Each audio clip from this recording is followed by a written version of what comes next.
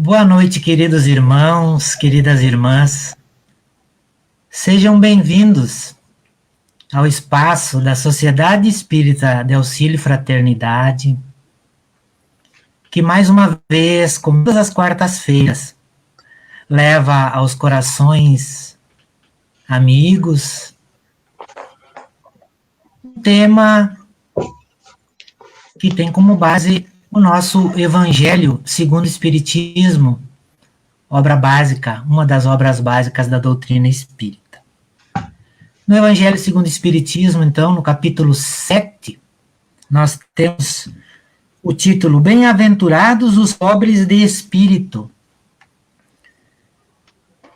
E nas instruções dos espíritos, no item 13, o tema da noite de hoje, Missão do homem inteligente na Terra. Quem trará as reflexões para nós, pela primeira vez na nossa casa espírita, mesmo que à distância, a nossa querida irmã Sandra Borba Pereira, conhecida por nós dos congressos da Fergs de Gramado, ela que é educadora, evangelizadora, expositora, escritora espírita. Sandra Borba recebe o nosso carinho, o nosso abraço de todos nós. Junto comigo também o Marco Fagundes, presidente da nossa casa e também vice-presidente doutrinário. Sandra, fique à vontade para as suas considerações. Boa palestra. Muito obrigada. Boa palestra. Muito obrigada. Queridos amigos e estimados irmãos, inicialmente, nossos cumprimentos, nossos votos de muita paz e dizer da nossa alegria em comparecer, ainda que virtualmente, a Ijuí. Porque tem um amigo aí muito querido, nosso irmão Garay, que toda vida que me encontra, ele me cobra. E dessa vez eu estou respondendo a cobrança de uma maneira diferente, né? Estou respondendo virtualmente. Mas assim que entramos nessa nova metodologia de trabalho e de explanação doutrinária, eu me lembrei do meu querido Garay, né? E disse, dessa vez nós vamos aceitar o seu convite. Só que eu não vou pegar frio, claro, né? Porque vocês que me conhecem sabem que eu sou branca desse jeito, mas eu sou uma nordestina, que não gosta de frio, sou do litoral, né? O pessoal das serras, do sertão, conhece, além da quentura, o frio, mas aqui a gente não conhece, né? Então, é uma satisfação estar aí virtualmente, abraçando os queridos irmãos da Sociedade Espírita de Auxílio e Fraternidade e todos aqueles que nos acompanham por essa live. Então, quando as pessoas nos perguntam como é que vai a vida, nós respondemos nas lutas da vida e nas lives. Estamos aqui nas lives junto com vocês, mas mostrando toda a pujança do movimento espírita, que aí está desenvolvendo a sua tarefa, a sua atividade. Nós aqui estamos trabalhando na divulgação doutrinária mais do que trabalhávamos antes da pandemia. É muita atividade, muita reunião, muitas palestras, seminários, bate-papo, roda de conversa, e sempre com o objetivo do estudo da doutrina espírita, da divulgação do pensamento espírita e também atendendo aos convites de irmãos dentro das suas programações doutrinárias, como é o caso hoje, que nós temos sob a nossa responsabilidade a mensagem de Ferdinando sobre a missão do homem inteligente na Terra. Em primeiro lugar, nós temos que considerar que todos somos inteligentes. Tá? Então, nós estamos vivenciando as experiências reencarnatórias já num patamar que nos apresenta a conquista da inteligência. Claro, como nós já sabemos, o Livro dos Espíritos nos esclarece, fomos todos criados simples e ignorantes. Mas criados simples e ignorantes, Deus nos possibilitou o desenvolvimento da racionalidade, que é uma característica, podemos dizer assim, que universalmente aceita da condição humana. somos seres racionais. O que é que isso significa dizer? Significa que, ao longo dos nossos processos reencarnatórios, nós vamos tendo experiências, as experiências vão nos oportunizando o desenvolvimento da inteligência, que é uma faculdade humana, e nós vamos, com inteligência, com experiência, adquirindo cada vez mais conhecimentos. E esses conhecimentos, obviamente, eles são construídos de modo coletivo e eles vão nos proporcionando a condição de viver de modo a usar a inteligência a serviço da nossa própria condição humana, da nossa evolução, da nossa melhoria. E, em tese, isso deveria acontecer sob o ponto de vista das leis divinas para todos, ou seja, nós deveríamos, ao desenvolvermos a nossa inteligência, isso não apenas favorecer a nós, individualmente falando, mas a todos, na medida em que vivemos em sociedade. É a lei da sociedade que, inclusive, nela é que nós desenvolvemos as faculdades. Deus não nos daria, está lá na parte terceira do Livro dos Espíritos, Deus não nos proporcionaria faculdades que nós não pudéssemos desenvolver, a não ser, obviamente, dentro do convívio social. Então, o que seria para nós a inteligência? Vamos buscar a questão 71 do Livro dos Espíritos, quando Kardec faz uma pergunta um pouco estranha, mas importante. Ele vai perguntar se a inteligência é um atributo do princípio vital. Ora, as plantas têm princípio vital e não são, por isso mesmo, inteligentes. Podem ter sensibilidade. Os animais têm princípio vital. Possuem inteligência? Sim, rudimentar, mas possuem. Mas a nossa condição é diferente. Por isso, nos afirma o Espírito de Verdade. Não, pois nas plantas vivem e não pensam, não tendo mais do que vida orgânica. A inteligência e a matéria são independentes, pois um corpo pode viver sem inteligência, mas a inteligência não pode manifestar-se senão por meio dos órgãos materiais, somente a união com o espírito dá a inteligência, aliás, à matéria animalizada. Então, Kardec comenta, e é muito importante que os comentários de Kardec, eles são não só elucidativos, mas eles ajudam ao leitor, no nosso caso, a entender a resposta dentro do contexto em que se deu esse tipo de investigação. Ele vai nos dizer, a inteligência é uma faculdade especial, própria de certas classes de seres orgânicos, aos quais dá, com o pensamento de sua individualidade, assim como os meios de estabelecer a vontade de agir, a consciência da sua existência e a relação com o mundo exterior e de prover às suas necessidades. Na resposta, aliás, no comentário de Allan Kardec, nós vamos encontrar alguns dos contributos da inteligência, como ele mesmo nos apresenta. Em primeiro lugar, a questão da individualidade, né? Então, o ser humano é o ser, é a espécie orgânica que tem consciência da sua individualidade, mesmo que essa consciência muitas vezes seja embotada, haja tentativas de manipulação por outras consciências da sua consciência, mas o homem é um ser único que se identifica, né, que tem a sua auto-identidade. Então, ele consegue estabelecer o critério da sua própria individualidade. E outro detalhe, né, Kardec comenta, prestemos atenção nesses itens, vontade de agir, consciência da sua existência e relações com o mundo exterior. É exatamente nessas relações com o mundo exterior que a inteligência também se desenvolve, também vai se manifestando e vai progredindo, porque é importante registrar, dentro da visão espírita, a inteligência se desenvolve, criados simples e ignorantes, mas destinados à perfectibilidade. Está lá, está aqui, aliás, no Livro dos Espíritos. Então, esse processo é desenvolvimento da inteligência. E aí, então, nós vamos encontrar Kardec nos chamando a atenção para um outro detalhe da inteligência, que é a capacidade que o indivíduo que é inteligente tem de prover as suas necessidades. Ora, com o desenvolvimento da inteligência, nós vamos, então, nos habilitando a muitas coisas no processo evolutivo. Hoje, nós estamos num consenso, vamos dizer assim, sob o ponto de vista de estudos, pesquisas, de estudiosos, né?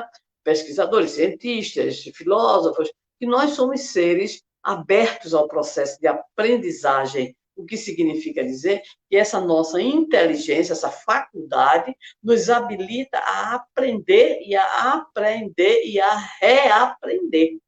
E nós, o que é que nós aprendemos, o que é que nós aprendemos e o que é que nós reaprendemos? Tudo o que vem como consequência da nossa relação conosco mesmos, com o próximo, com a natureza. Então, a inteligência nos habilita a grandes voos, podemos dizer assim, de compreensão.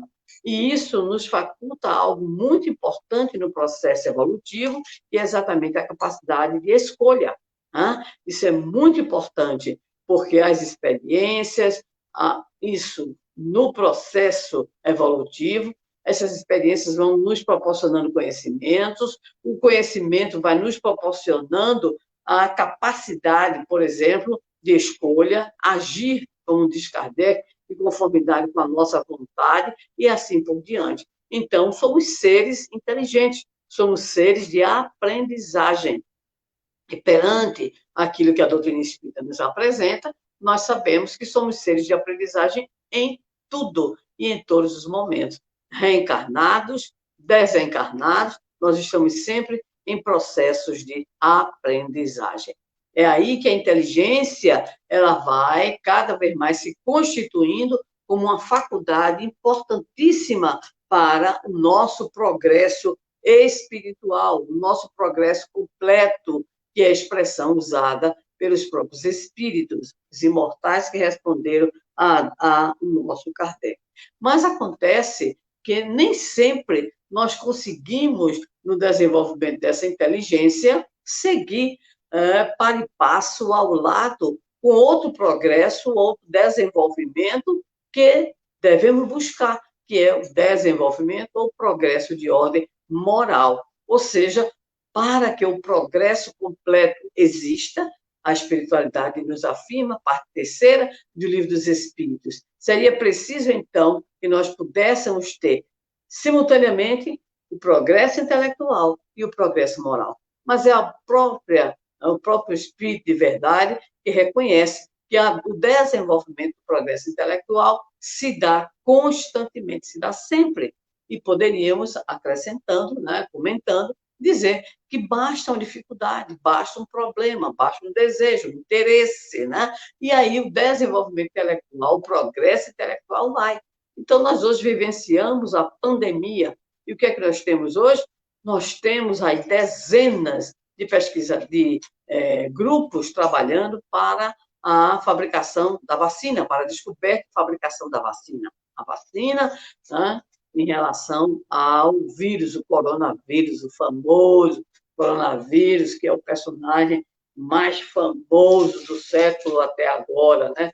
2020 nos trouxe aí esse companheiro para nos ensinar muitas coisas. Então, o que é que ocorre? A necessidade. Então, de repente, nós vamos buscar, só para ter uma ilustração, lá atrás, quando o povo Inca, né, aqui das nossas Américas, região concentrada mais no Peru, mas pegando parte do Chile, parte do Equador, né, e aí por diante, eles tinham muitas regiões montanhosas, então, eles como é que iam cultivar, né? Como é que ia ser a agricultura?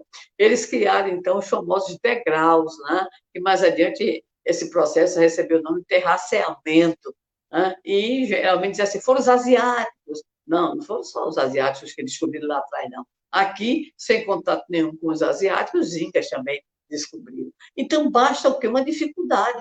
Mas se a gente fosse lá para trás, lá para o Egito Antigo, diante das enchentes do Nilo e da necessidade, né, de canalizar as águas, nós vamos encontrar na tradição egípcia o quê? Os grandes construtores, os grandes engenheiros de canais, de diques. Por quê? Necessidades, problemas, né? Interesses. Então, o desenvolvimento intelectual, ele vai alterando-se sempre, porque nós sempre estaremos vivenciando essas experiências. Mas Kardec apresenta ao Espírito de Verdade, na parte terceira do Livro dos Espíritos, uma pergunta muito, muito curiosa para todos nós. Em que sentido, né, o progresso intelectual ele vai ajudar o progresso moral? Né? Porque é como se fosse, de repente, uma dualidade, ou seja, inteligência e moralidade, quando nós hoje já sabemos que isso é do passado. Essa ideia compulsiva que a história da humanidade vem apresentando, muitas vezes, no mundo ocidental, especificamente, é de dividir. Uma coisa é inteligência, outra coisa é moral. Uma coisa é inteligência, outra coisa é emoção. Como se essas coisas não estivessem presentes nessa personalidade total que somos nós, né? A criatura humana em sua integralidade, em sua condição de totalidade. Então, Kardec indagou como é que o progresso intelectual ele vai ajudar esse progresso moral. E a resposta que a espiritualidade nos dará é fantástica, né? Nos auxiliando a distinguir o bem do mal. Opa, então nós já começamos a entender uma das grandes finalidades do progresso intelectual, ou seja, do desenvolvimento da inteligência. A inteligência, ela tem, então, um papel, ela tem uma finalidade. Né? Então, por essas e outras razões que estaremos ainda tentando apresentar, é que o Espírito Ferdinando, ele começa, na sua mensagem, a fazer admoestações. Ou seja, ele começa a dizer para nós, usando uma expressão bem popular, baixa aí a bola. Vocês não são os melhores, não. Né? Vocês não são o buraquinho da bolacha de crack. Não, a gente diz aqui, vocês não são essa coisa maravilhosa que vocês acham que são. Então, ele começa dizendo que o nosso saber, ou seja, o produto da nossa ação inteligente, tem limites. E, por isso, nós não devemos ter a chamada soberba. E ele vai chamar a atenção que nós estamos no mundo de provas e expiações. O que é que significa? Que nós estamos num mundo atrasado. Né? Então, por mais inteligente, por mais que desenvolvamos as nossas possibilidades, mas ainda assim o nosso conhecimento ele é limitado, ele é reduzido. Né? E achamos muito interessante porque há alguns anos atrás, talvez mais de 10 anos atrás, em pesquisa sobre vida extraterrestre, colocar lá a sonda, né, maravilhosa, não, que não tem vida, que não tem vida. Então, teve uma pessoa mais inteligente do grupo de investigação, disse assim, aponta para a Terra. Então, quando a sonda virou para a Terra e disse assim, né, através das suas linguagens de informática, não há vida. Então, nós não temos vida. O que significa dizer? Nós somos limitados, nós temos muitos limites, até porque todo o processo de conhecimento é um processo muito amplo, e quanto maior é aquilo que se denomina o objeto do conhecimento, aí, então, os fatores, as influências, né? Aquilo que se chama, dentro da área, as chamadas variáveis, tudo isso é muito extenso, principalmente quando se trata dos chamados estudos macro, ou seja, os estudos aí do universo, das galáxias, né? Essa coisa toda. Então, o nosso Ferdinando começa dizendo, baixa a bola, né? O conhecimento de vocês é limitado, o planeta de vocês é de provas e expiações, e ainda disse assim, mesmo sendo sumidades, nada tendes por envaidecer. Pronto, então, ele já começa dando para nós, como se diz, um carão, aqui no Nordeste a gente usa essa expressão, um carão aí para vocês, uma admoestação, né? Então, ele vai dizer que o desenvolvimento da inteligência tem uma razão de ser. Né? Então, se Deus nos criou simples e ignorantes, nos dotou dessa faculdade humana da inteligência e nos coloca como grande destinação a perfectibilidade, ou seja, o nosso progresso completo, intelectual e moral, então, ele, Deus, nosso Pai, nos deu a inteligência para alguma coisa. Qual é a finalidade da inteligência, então? O nosso Ferdinando, conhecendo as nossas profundas dificuldades, vai usar uma analogia né, que é um princípio muito interessante, metodológico também, lembrando a enxada. Então, vai dizer assim, imagine, né, um jardineiro que tem um ajudante. Então, ele pega a enxada e dá ao seu ajudante.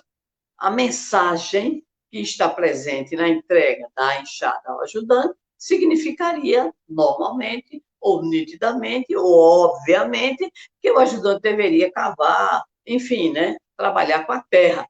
E aí, Ferdinando vai usar esta imagem para que nós possamos refletir. É aquele homem inteligente, ou seja, recebeu a enxada, o instrumento, né?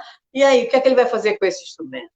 E aí ele vai dizer, que coisa, se o ajudante, ao invés de cavar a terra, limpar a terra, se voltar contra o seu jardineiro, o seu chefe, olha que coisa, né, mais estranha, não deveria ser bonito?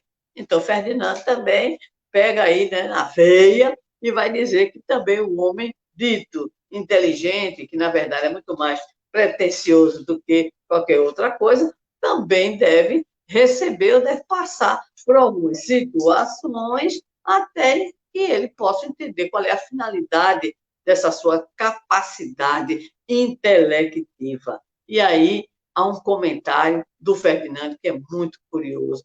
Ele diz que se os homens de inteligência proeminente, né, aqueles considerados realmente muito inteligentes, se eles tivessem uma atitude diferente, ou seja, se não, né, disseminassem tantas ideias contrárias a Deus, à essência da própria vida, o trabalho da espiritualidade, sob o ponto de vista do avanço nosso, seria muito mais fácil. Ele, então, nos traz, aí já, né, na mensagem, já do meio para o fim da mensagem, ele diz, infelizmente, muitos tornam, né, a inteligência um instrumento de quê? De orgulho e de perdição. Olha aí. Né? Então, é aquela criatura que tem facilidades, que consegue desenvolver a sua capacidade, quer numa área, quer em outra área. Hoje nós temos uma multiplicidade de estudos, dando o exemplo aí do Gardner, né? Que nos traz uma contribuição muito interessante sobre as diversas inteligências, inteligência lógico-matemática, aquela que é mais voltada para a área da comunicação, aquela que é espacial, aquela que tem a ver com a vida interior, a outra que tem a ver com a vida de relações e assim por diante. Então, mostrando como as criaturas humanas elas têm múltiplas inteligências, não uma inteligência só, mas múltiplas inteligências, entendida inteligência aí como quê? Como produtividade, como descoberta, né? Como capacidade de interação, como instrumento de crescimento pessoal, de crescimento coletivo, né, de intercâmbio, de prospecção, enfim, tudo aquilo que a atividade intelectiva pode nos apresentar. Então, observemos as duas expressões utilizadas por Ferdinando, o orgulho e a perdição. O orgulho por quê? Porque, geralmente, a pessoa muito inteligente, ela se sente, né, o máximo.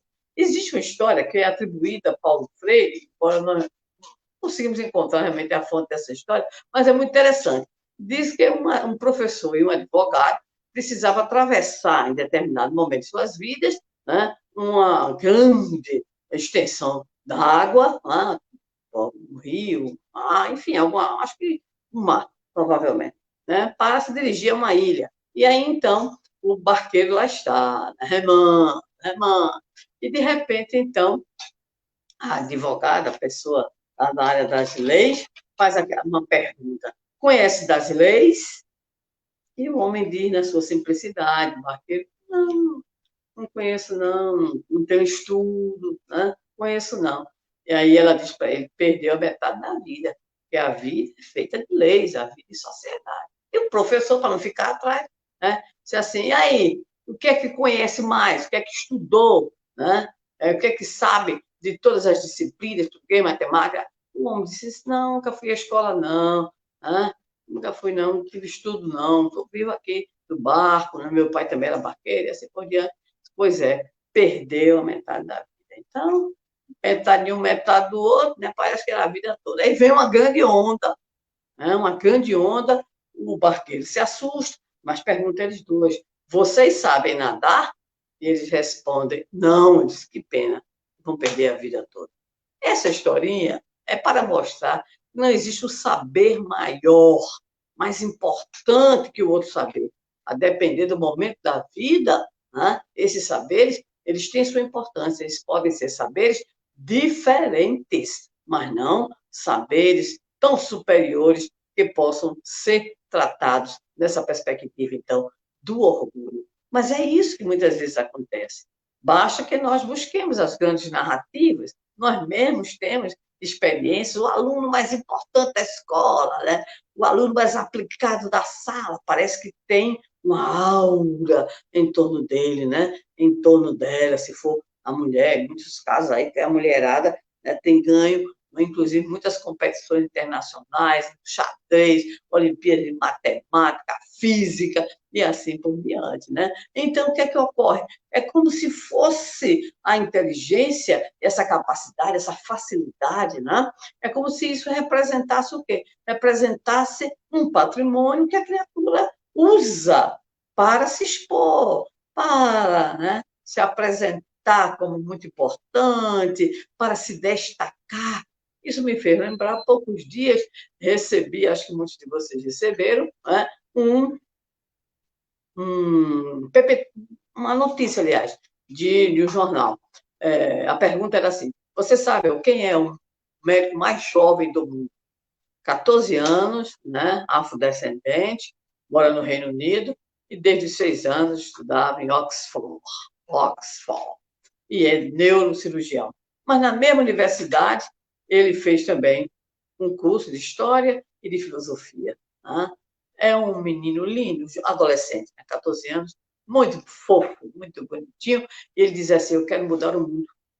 Eu quero mudar a maneira como as pessoas olham e cuidam do mundo. Está escrevendo para criança, vai sair o seu primeiro livro, e ele é considerado entre os chamados autistas, que ele foi diagnosticado autista aos 3 anos, mas não é. 3 anos ele já estava falando japonês, viu? Aos 4 anos desenvolveu o primeiro software, né? Então ele diz assim, que a finalidade dele, ou seja, ele vai usar a sua inteligência para cuidar da Terra, para ajudar as pessoas a mudarem a sua maneira de olhar e cuidar do planeta. Pois é exatamente essa a grande finalidade da inteligência. Essa é a missão do homem inteligente, mas não precisa ser gênio, tá?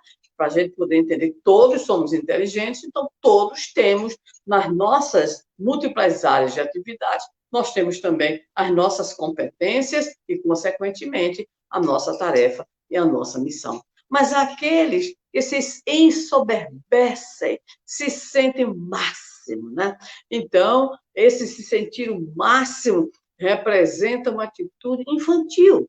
É tão infantil porque nos diz Ferdinando, né? O que Deus deu, sob o ponto de vista da expressão, poderá tirar, sob o ponto de vista da necessidade evolutiva da criatura. Ou seja, alguém que utiliza a inteligência, e é possível perfeitamente, né? Porque não tem o equilíbrio inteligência e moralidade. A inteligência vai na frente, e indo muitas vezes na frente em função das mais paixões, dos interesses, da invigilância, muitas inteligências aí estão voltadas para criarem coisas terríveis, tenebrosas, na verdade, é a soberba. Então, é a criatura que se ensoberbece do seu conhecimento e, o que é pior, utiliza aquilo que é o instrumento que ele tem da sua racionalidade para o mal, para a destruição, para a dominação, a exploração do outro, para os processos sociais que aí estão, inclusive, de profunda exclusão, para o enriquecimento ilícito, para a multiplicação, por exemplo, das armas nucleares e assim por diante. Então, o que é que ocorre? Orgulho e perdição. E aí, Ferdinando complementa dizendo: o homem abusa da inteligência como abusa de outras faculdades, não é só da inteligência. Às vezes, a criatura humana, ela tem o carisma, né? Ela tem a capacidade comunicativa, e ela também vai utilizando todas essas possibilidades, né?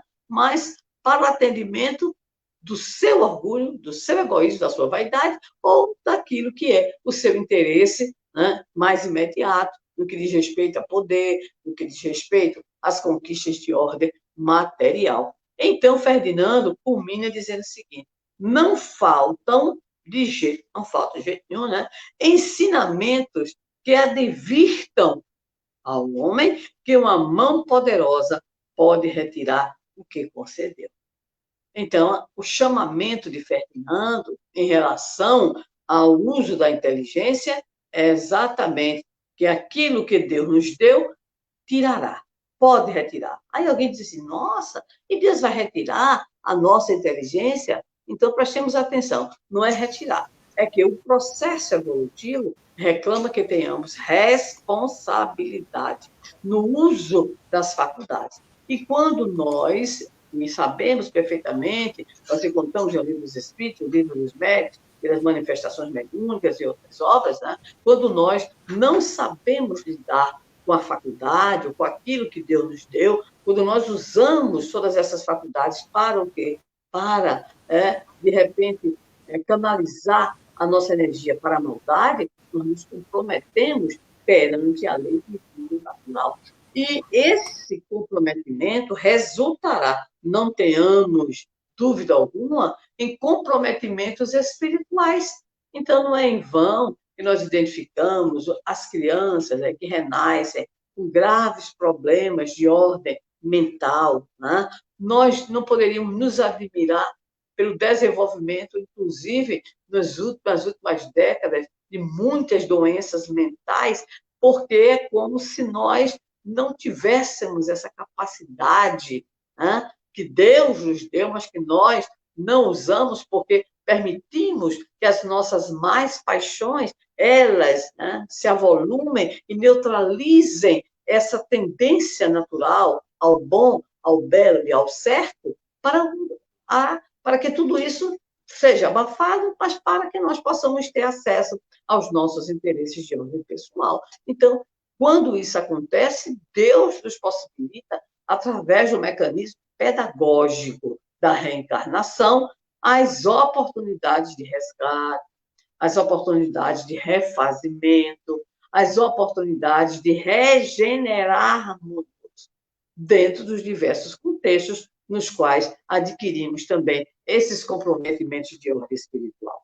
Mas busquemos ainda a elucidação aqui do Espírito Emmanuel, pela mediunidade do nosso Chico, na obra O Consolador, quando ele vai perguntar na questão 117, a inteligência julgada pelo padrão humano será a súmula de várias experiências do Espírito sobre a Terra? Ele está querendo realmente saber se, quando nós dizemos assim, fulano é muito inteligente, se o caso desse muito inteligente representa o quê? Né? A súmula das chamadas várias experiências. E o nosso Emmanuel vai responder que, sem dúvida, os valores intelectivos representam a soma de muitas experiências em várias vidas do espírito no plano material.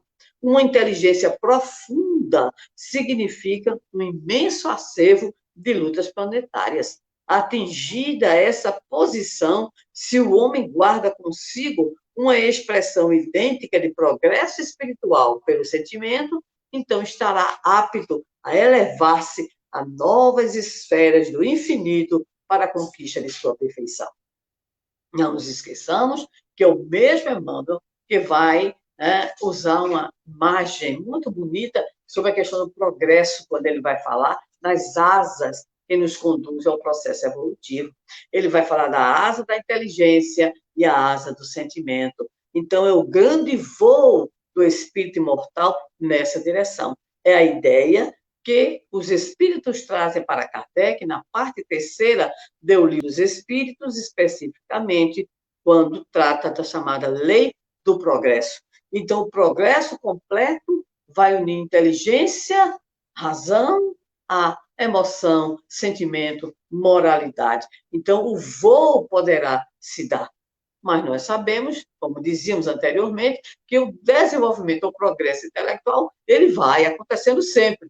E o Espírito de Verdade diz a Kardec, é preciso que nós estimulemos o quê?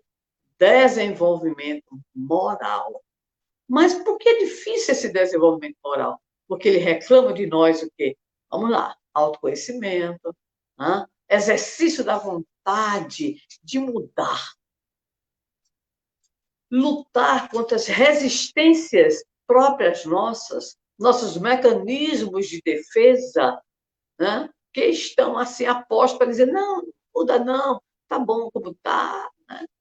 Então, é toda uma exigência do chamado progresso moral. Nesse sentido, o Espírito de Verdade vai dizer que a educação é a chave do progresso individual, né? Moral. Então, nós temos que buscar essa compreensão. Mas volta o nosso Emmanuel nos dizendo, né? Aliás, primeiro a pergunta, como devemos proceder para dilatar, então, essa nossa capacidade espiritual? Já que desenvolver inteligência, tudo bem, mas tem que desenvolver moralidade, tem que desenvolver razão, mas tem que desenvolver emoção. Como é que a gente equilibra isso? Como é que a gente faz para conseguir esse equilíbrio? E aí, então, nos diz Emmanuel, ainda não encontramos uma fórmula mais elevada e mais bela do que o esforço próprio dentro da humildade e do amor, no ambiente de trabalho e de lições da terra,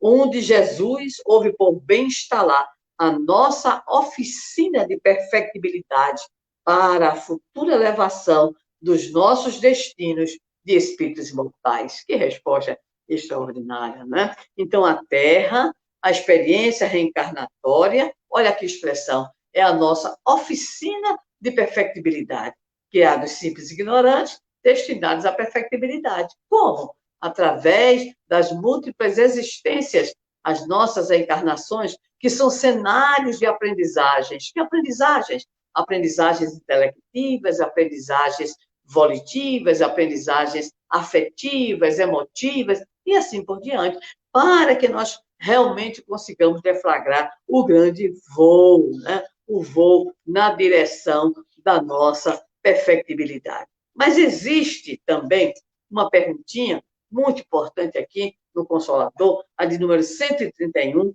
quando perguntam ao Espírito Emmanuel como adquirir experiência do Espírito encarnado. Nós já sabemos, pelo que o Livro dos Espíritos nos oferece. Deus nos criou simples ignorantes, mas nos deu tarefas, nos deu missões, né? Nos deu as oportunidades de crescimento para que nós não só nos aperfeiçoemos, mas para que nós também ocupemos o nosso espaço na criação divina. Eu acho sensacional essa resposta do Espírito de Verdade. Mas na pergunta feita aqui, o nosso Emmanuel vai responder. Como é que a gente adquire experiência? Como é que o Espírito encarnado adquire, então, essa experiência que vai ajudá-lo nesse processo de evolução? E a resposta, a luta e o trabalho são tão imprescindíveis ao desenvolvimento do espírito como o pão material é indispensável à manutenção do corpo físico. É trabalhando e lutando, sofrendo e aprendendo, que a alma adquire as experiências necessárias na sua marcha para a perfeição. Observemos os verbos que aqui estão, né? Lutar e trabalhar. Tem muita gente que acha que reencarnou para passear na Terra. Tem gente que acha que está na Terra para brincar, para aproveitar, para usufruir. E ainda tem um ditado popular que diz assim, a vida é uma só, vamos aproveitar. E aí, como é que a gente fica nessa situação? Então, Emmanuel nos auxilia a compreender, lutar e trabalhar. Por quê? Porque a luta e o trabalho estarão funcionando como vetores da nossa própria evolução intelecto-moral. Então, será através dessas lutas, através do trabalho, entendido o trabalho aqui como toda ocupação útil, conforme parte terceira da lei do trabalho, então, o trabalho é ocupação útil. Então, à medida que nós vamos experienciando, então, lutando e trabalhando, aí nós vamos, então, adquirindo a experiência necessária para a condução, a nossa condução na marcha evolutiva. Mas há outros dois verbos, né? Ele fala em luta e trabalho, aí fala também sofrendo e aprendendo. Olha, sofrendo e aprendendo. Aí tem gente que não gosta, né? Nossa, mãe do céu, não basta lutar, não basta trabalhar, ainda tem que sofrer. Pois é, a gente sofre porque a gente nem sempre consegue entender a razão de ser das lutas, né? Do trabalho, das dificuldades. Nós somos os construtores, né, da nossa própria destinação. Nós não temos só a oportunidade de evoluir, sob o ponto de vista de ir para frente. A gente tem um problema atrás, que é exatamente a expiação, que é a resposta, ou aquilo que vem para nós enquanto consequência das nossas escolhas equivocadas. Mesmo quando a inteligência nos disse para ir por aquele caminho, em razão das nossas más paixões, escolhemos outro caminho. Mesmo quando o bom senso nos diz, não vá por ali, a gente foi para atender a interesses determinados. Então, aquilo que a Amanda nos proporciona, né, nos diz, é que todo esse conjunto de luta, trabalho, sofrimento, resulta em aprendizagem. Tá?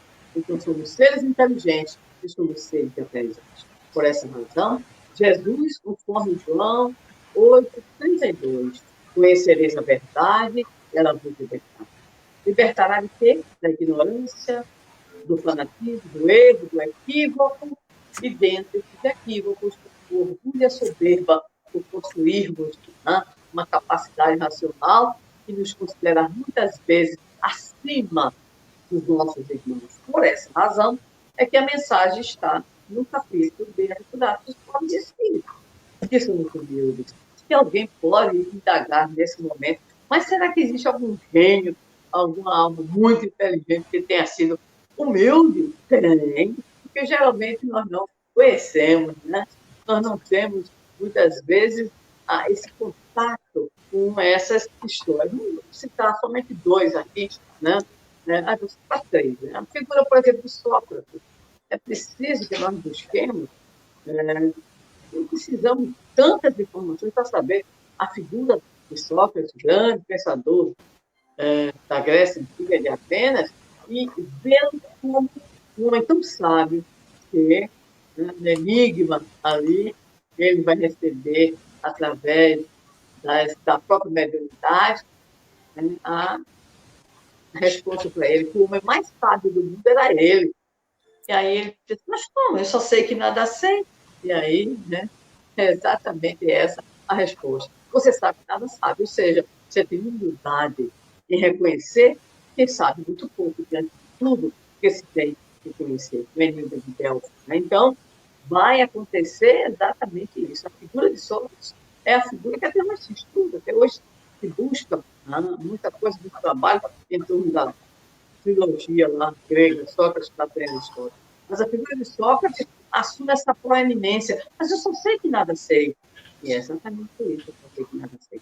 Vamos lembrar outra grande figura, né? Newton, Isaac Newton.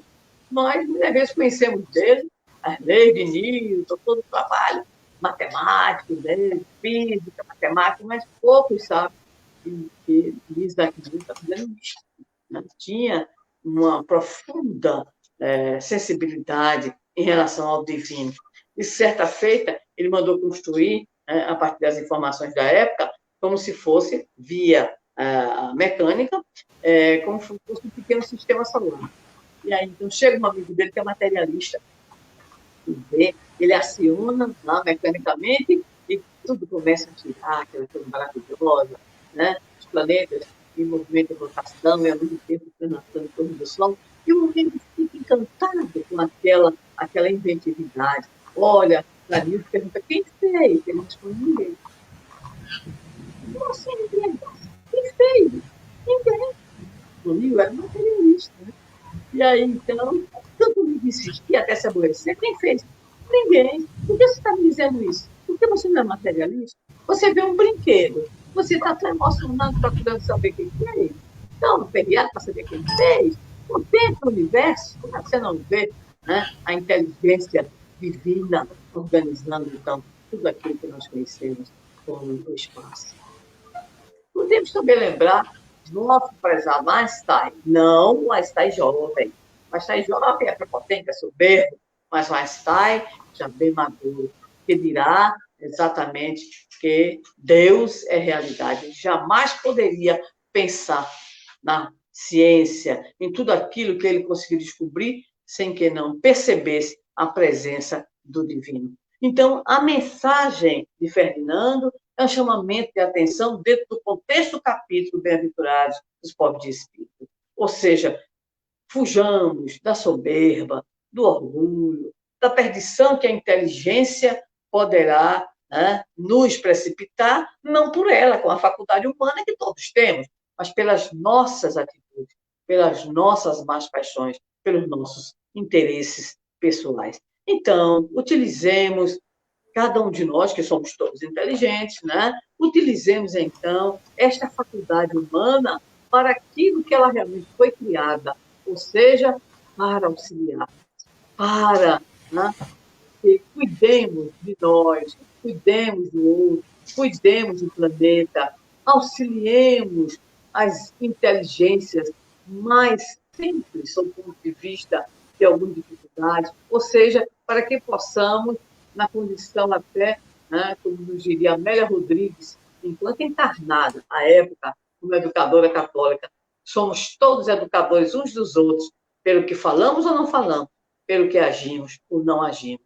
Então, essa é a grande mensagem de Ferdinando, a nossa responsabilidade no uso da inteligência para que possamos, a partir daí, levar a nossa contribuição, auxiliar. E aí nós temos tanta coisa a fazer. A promoção, por exemplo, da alfabetização de todos, o compromisso com a escola de qualidade, né? O desenvolvimento de ações que sejam capazes de, em especial, numa nação, num país com tantas deficiências na área educacional e de formação profissional, nós podemos também realizar, né, enquanto pessoas e até mesmo enquanto movimento espírita, que temos muitos exemplos dentro das nossas casas espíritas, de investimento em relação às nossas populações mais necessitadas, sob o ponto de vista do estudo, da formação, enfim, das oportunidades, porque a questão maior é essa, a questão das oportunidades. Então, que possamos entender a nossa tarefa, a nossa missão de criaturas que estamos aqui nas lutas, como diz Emmanuel, nos trabalhos, nos sofrimentos e nas aprendizagens, para que tudo isso represente em nossas vidas a oportunidade de ascensão. Então, utilizemos os valores, os recursos, tudo aquilo que Deus nos tem proporcionado pelas experiências múltiplas a serviço da própria evolução nossa, do cuidado com a nossa casa como uma terra e da nossa evolução coletiva na direção do mundo do retorno. Que Jesus nos abençoe, nos fortaleça e que sigamos adiante com as luzes da razão, mas principalmente com a iluminação interior do nosso esforço de progresso espiritual pela vivência da lei de justiça, de amor e de caridade. Nosso agradecimento a todos aqueles que fazem a Sociedade Espírita de Auxílio Fraternidade, aos nossos amigos de Juiz e a todos aqueles que nos acompanharam por esta live, o nosso abraço fraternal e amor.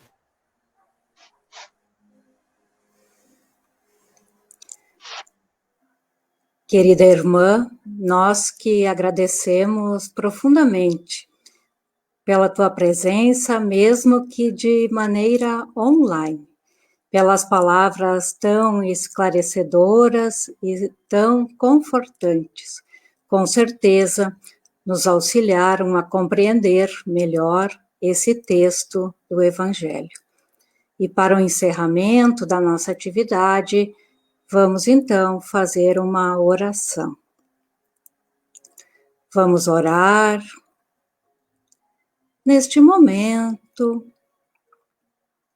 rogando ao nosso Mestre Jesus que nos fortaleça na nossa caminhada evolutiva. que as suas bênçãos, que o seu amor nos envolva todos esses irmãos que estão assistindo esta palestra, que assistiram através da nossa página. Aqueles que ainda irão assistir, que também possam receber as bênçãos, a proteção espiritual. Que possamos pensar no bem, na paz, na fraternidade, na solidariedade, buscando sempre auxiliar onde estivermos. Que nossas escolhas possam ser as melhores escolhas nesta existência, trilhando o caminho que Jesus nos ensinou. Que os benfeitores espirituais possam, neste momento, auxiliar muito o nosso planeta, que passa essa dificuldade, essa pandemia, abençoando também toda a equipe médica, todos os cientistas, nesta luta pela descoberta de uma vacina. Abençoa todos aqueles irmãos que necessitam deste concurso espiritual por tantas dificuldades que passam. Temos a certeza que tudo isso vai passar e o nosso planeta ficará melhor.